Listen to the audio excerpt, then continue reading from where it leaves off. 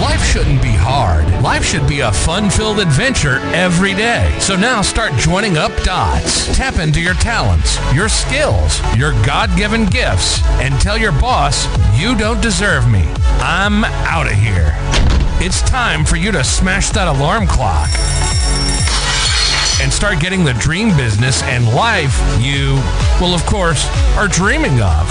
Let's join your host, David Ralph, from the back of his garden in the UK, or wherever he might be today, with another jammed-packed episode of the #1 hit podcast, Join Up Dots. Yeah, good morning to you, you sexy animals across the world. How are you all? How are you? Running up to Christmas when the big fat man will come down our chimney. Have you got all the presents done? Have you got everything? It's funny, this year, my son, who's 21, he's always terrible. At Christmas, he says, oh, I don't know what to get anyone. I don't think I bother. And we go, you got to bother. You got to bother. It's Christmas, Dan. You got to do it. And so on the very last day, about an hour before sort of the end of Christmas Eve, he would go down to some tiny little shop and buy people 2 packs of frozen peas because he couldn't get anything else at the same time. This year, he's already done. He's already focused. And that's because he's got a new girlfriend in his life who's making a difference. And that's what I'm going to talk about today. Not his girlfriend and not the frozen peas, but just how something new can come into your life and make a big difference. I get a lot of emails. And especially around this time of year where people are saying to me they're feeling down, they've got the winter blues, they're not getting the results they want, and it's all kind of, life's a bit crap, life's a bit whatever, you know? And I can totally understand it, because at this time of year, I think it's the worst time for not getting anything different. We're moving into that phase of the year that we've experienced year after year after year after year. And it's just sort of a hassle, isn't it? It should be sort of like the joy of giving. People should be rushing around buying presents and liking it. But it gets more and more difficult each year because everybody's got everything. And they can just go out and get it themselves, and they buy everything on Black Friday. So how do we sort of change this mood? How do we change this mindset, so that we can actually feel really, really positive about life? Well, I think one of the things that I have been aware of, and certainly over the last few years, and it's a phrase that you see time and time again, is that no matter how bad you think life is, no matter how boring you think your life is, there's someone that's having a worse one out there, you know. And life isn't always positive. There's ups and downs, there's trials and triumphs, and everything in between. There's those moments where you just feel just bored. I wish there was some excitement in my life. Now, it's important to understand that when we struggle with each of these experiences, it's actually a chance for us to make a positive change for ourselves. It's really all about perspective. We can either go, oh, life's crap, and life's crap, and this is crap, and that crap. And we all speak to those people, don't we? That we see them, and you go, how are you today? Oh, well, at least I'm not in a box. You know, and they've always got this doom and gloom attitude. And that's because they're not looking at the potential for change.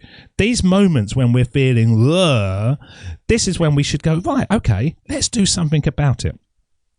So a guy the other day emailed me called Neil. Neil is a sexy guy, he really is. And he just basically said what I said earlier. Hi, David, hope you're all good there. I'm feeling down, winter blues, I think, so nothing major. Any suggestions? And I said to him, look, the key thing to when you're just feeling this is accept that you are feeling down and don't try to fight it, because if you start fighting it, you actually make it worse. You bring more of that feeling of, oh, this is terrible into your life. So don't try to solve it directly, but look at it and go, okay, there's something not quite right with me at the moment. I need to do something different. And one of the things that I've suggested to him, and I've suggested it to a few people, is just try to do more things that are fun and good for you. things that you put on the back burner because you're busy trying to get Christmas sorted, or taking the kids to clubs, or being there for your parents, or whatever. We spend so much of our life in rut and routine because that's what life is. We can't just sort of walk away from it. And I think so many of us do most of the things in our day for other people, or paying the bills. It's that two things. We very rarely just go, okay, I don't care what's happening in this house, I'm going to do something for myself. So a little while ago, I was feeling a little bit sort of blurred, just a little bit off. And so it was a Sunday. And I thought to myself, I know what I'm going to do. I'm just going to walk down to my local railway station, which is about 5 minutes away, and I'm going to get on the train and go to one of the greatest cities on earth, London. Now, it's really easy to get to. I used to go there every day for work. But when it's right on your doorstep, you kind of don't, until we're up there and we go, we should come up here more often. It's good up here. But you don't. You just kind of put it out of your mind, and you don't think of doing it. Anyhow, I jumped on the train and I went up, and I got off the train and I thought, right, what do I do? Because it's a Sunday, so a lot of things were closed. And I'm really into the Beatles, love the Beatles. So I thought to myself, I know what I do. I go and find the famous Abbey Road zebra crossing, where the four of them walk across and Paul hasn't got any shoes and socks on, and it's an iconic image. And so I knew it was near St John's Wood, so I got on an underground train and I went over to St John's Wood, and I came out, and I didn't have any Google Maps. I didn't have a phone or anything. I just thought to myself, right, okay, which way does it seem like it might be? And I kind of did a little kind of mental treasure hunt, and I turned right and I carried on walking. I thought, oh, this feels vaguely right. And all I had to go on was a picture on an album cover made in 1969 or whatever it was. And I carried on walking, and then I saw a few people sort of milling around. I thought, oh, this is like it. And as I walked around the corner, it was suddenly there in front of me. And I tell you what, it was like it shimmered. It was like magic. You were suddenly walking into an album cover that hasn't changed for, it's exactly the same. It looks exactly the same. And the only time I've experienced this feeling was I went to Dallas. And where JFK got shot on Elm Road, you can actually look out the window where Lee Harvey Oswald apparently stood there with his gun. And it's like going back in time. It's like a DeLorean where you can just sort of imagine yourself back in the 60s. It looked exactly the same. And I just kind of milled around watching people do things, and I walked down to the Abbey Road studios, and I sort of looked around and stuff, and it wasn't anything other than just doing something for me. And then I thought, okay, I'm going to go and find where the Beatles last played up on the roof in Savile Row. Once again, I got on a train, vaguely knew where it might be, got off and did the sort of treasure hunt. And then once I've done all that, I bought a ticket to a musical. I went into the musical and I watched that, and then I come out and I came home. And I felt a lot better because I'd broken the routine. I'd broken the rut. I'd given myself permission to just accept that I was feeling a bit crap, but then doing something about it and doing something that was fun and enjoyable.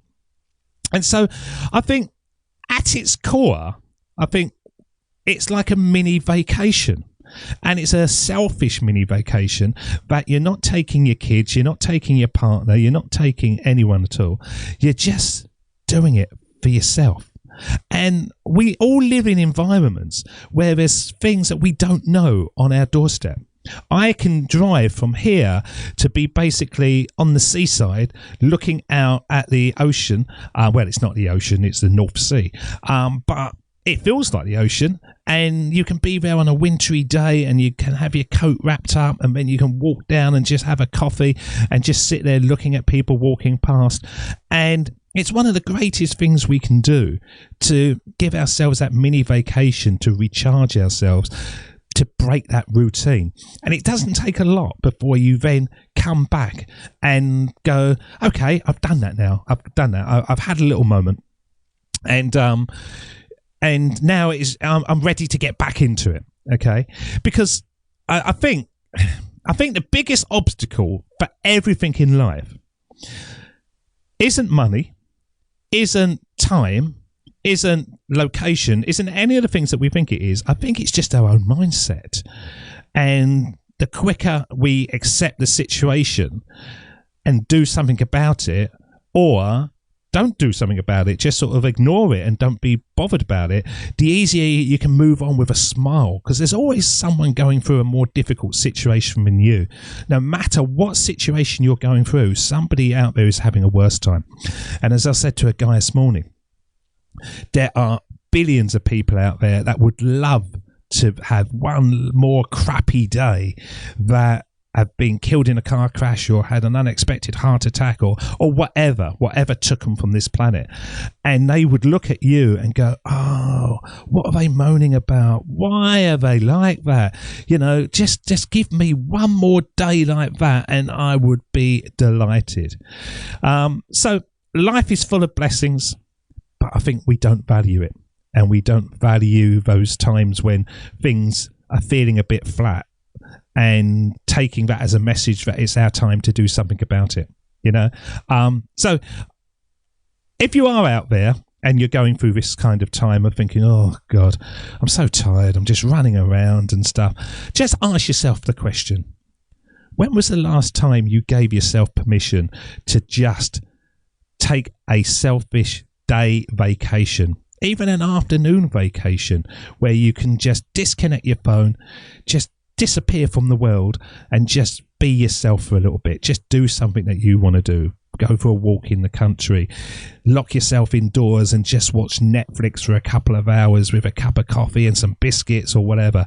When was the last time you did that? And I bet you actually go, I can't remember the last time I did that, because we don't give ourselves permission to actually accept and recharge ourselves and be there back. It's really, really important to do that. And I hope you all are out there having the most wonderful times. But if you're not, then hopefully this podcast episode might make you just think about things in a different way and think, yeah, I can give myself an afternoon off.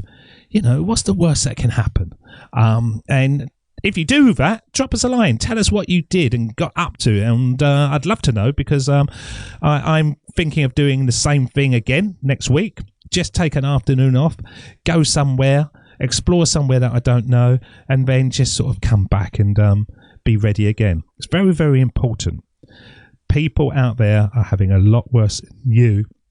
So it's your opportunity on every day, or at least some days, to make it the best that you can get.